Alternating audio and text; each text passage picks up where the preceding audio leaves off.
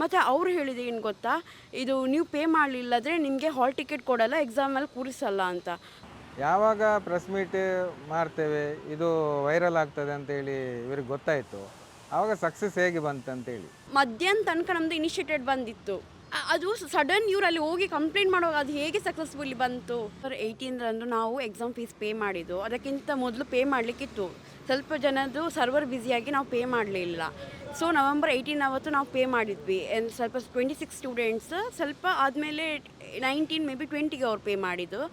ನಾವು ಪೇ ಮಾಡಿದಾದ್ಮೇಲೆ ಅಲ್ಲಿ server ಬ್ಯುಸಿಯಾಗಿ initiated ಬಂತು. ಬಟ್ ಇಲ್ಲಿಂದ ಹಣ ಹೋಗಿದೆ, ಅಲ್ಲಿ ಇನಿಷಿಯೇಟೆಡ್ ಅಂತೆ.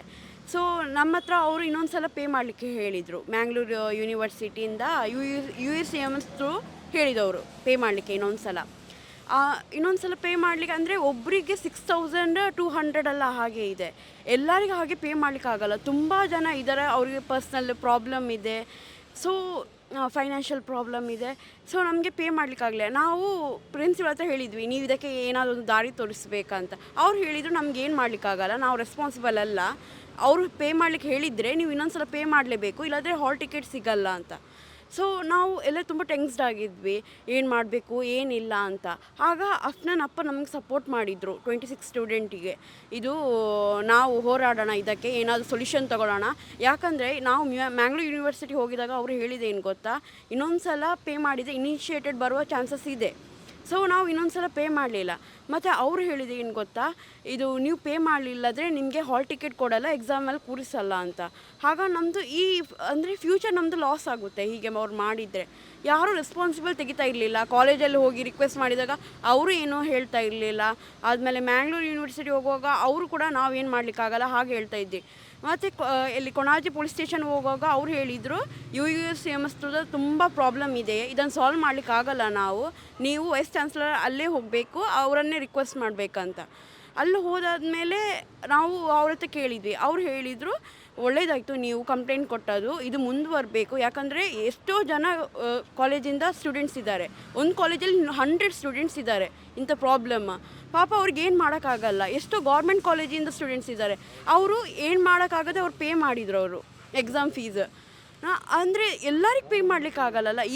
ಈ ಪ್ರಾಬ್ಲಮ್ ಇನ್ನೊಂದು ಸಲ ಬರಬಾರ್ದು ಅಂತ ನಾವು ಈಗ ಈ ಆ್ಯಕ್ಷನ್ ತೊಗೊಂಡಿದ್ವಿ. ನಾವು ಹಾಲ್ ಟಿಕೆಟ್ ಅವ್ರು ಹೇಳಿದರು ಎಕ್ಸಾಮ್ ದಿವಸ ಕೊಡ್ತೇವೆ ಅಂತ. ಇದು ಇಲ್ಲದ್ರೆ ಅವ್ರು ಹಾಲ್ ಟಿಕೆಟ್ 2 ದಿವಸ ಮೊದಲು ಅವ್ರು ಕೊಡ್ತಾಯಿದ್ರು ಹಾಲ್ ಟಿಕೆಟ್ ನಮಗೆ.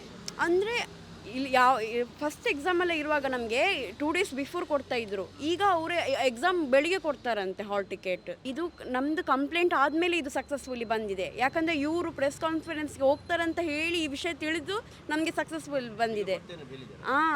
ಇಲ್ಲಾಂದರೆ ಮಧ್ಯಾಹ್ನ ತನಕ ನಮ್ಮದು ಇನಿಷಿಯೇಟೆಡ್ ಬಂದಿತ್ತು. ಅದು ಸಡನ್ ಇವ್ರು ಅಲ್ಲಿ ಹೋಗಿ ಕಂಪ್ಲೇಂಟ್ ಮಾಡುವಾಗ ಅದು ಹೇಗೆ ಸಕ್ಸಸ್ಫುಲಿ ಬಂತು. ಇಲ್ಲಿ ತನಕ ಇನಿಷಿಯೇಟೆಡ್ ಬಂದದ್ದು ಸಡನ್ ಹೇಗೆ ಸಕ್ಸಸ್ಫುಲಿ ಬರಲಿಕ್ಕೆ ಚಾನ್ಸ್, ನಾನು ಕೇಳೋದು. ಆಗ ಮೊದಲು ಕಟ್ಟಿದ ಹಣ ಅದು ಯಾಕೆ ಸಕ್ಸಸ್ಫುಲ್ ಬರಲಿಲ್ಲ. ಬೇರೆ ಬೇರೆ ಕಾಲೇಜಲ್ಲಿ ಆಗಿದೆ, ಅದರಲ್ಲಿ ನಾವು PA ಕಾಲೇಜಲ್ಲಿ ಸ್ಟೂಡೆಂಟ್ಸ್ ಮಾತ್ರ ಆ್ಯಕ್ಷನ್ ತಗೊಳ್ಳೋದು. ಈಗ day before yesterday they came to us in university. We were in university. They came to us and they told this problem has solved, you will get Saturday. ಮಧ್ಯಾಹ್ನ ನಂತರ ಹೇಳಿದವರು, ಅಲ್ಲಿ ತನಕ cash ಕೊಡಿ ಅಂತ ಕೈಯಲ್ಲಿ. വേറൊന്നില്ല സാറേ, ഈ പൈസ ആര് എടുത്തിന്, ഈ പൈസ ഓടക്ക് പോയിനി. 2000 സ്റ്റുഡൻസിൻ്റെ പൈസ, ചില്ലറി പൈസ അല്ല. ഇപ്പോൾ ഇതും ഇങ്ങനെ 2 കൊല്ലം ഇത് ഈ കംപ്ലയിൻറ്റ് നടക്കുന്നത്. ആരും പോകുന്നില്ല, എല്ലാം ഓരെല്ലാം പേടിപ്പിക്കുന്നു. പോലീസ് കംപ്ലയിൻ്റ് ആക്കണ്ട, പ്രസ് ക്ലബിന് പോകണ്ടെന്ന്. ഞാൻ പറയുന്നത് സാറേ, ഞാൻ ഇത് സ്റ്റെപ്പ് എടുത്തിന് എൻ്റെ ലാസ്റ്റ് സ്റ്റെപ്പ് ഞാൻ ഹൈക്കോടതിക്ക് ഡയറക്റ്റ് പോകും സാർ. ഹൈക്കോടതിക്ക് പോകുന്ന തന്നെ. Everyone knows this matter. Everyone says that even someone has faced this issue last year and they have paid again. They sat in exams, they allowed in exams after paying twice. November 18ಕ್ಕೆ exam fees ಕಟ್ಟಿದ್ದಾರೆ.